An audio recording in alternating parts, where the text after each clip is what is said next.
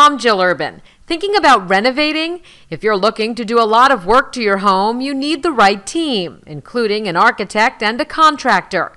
But finding qualified ones that can get your job done right requires some work. So we asked the experts for advice. First, do you even need an architect? It really depends on the scope of the project. If it requires that it be documented and permitted with Department of Buildings, you require an architect. If you are simply refinishing or repainting or restaining floors and it's nothing structural, then you really just need an interior designer. If you do need an architect, Marc Spector of the Spector Group says the best way to find candidates is by word of mouth, especially within a building, and do some research online to find one that fits your style. You need to find an architect that complements your style and your look. If you're a traditionalist and you're looking for a very traditional environment, you're not going to hire a modernist architect. But you may have to go through 1 or 2 or 3 interviews of an architect to find that particular style that matches what you're looking to do. Once you line up the interviews, you then need to ask the right questions. Have you worked in the building before?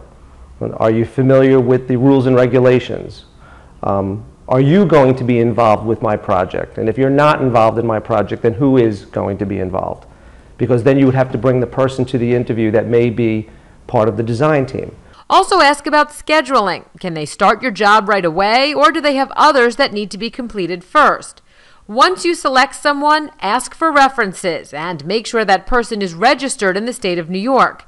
You can easily do that on sites like the American Institute of Architects or the New York City Department of Buildings. When you sign the contract, carefully review the terms to make sure you're protected in case there's a problem. And most importantly, make sure that architect has the proper insurance.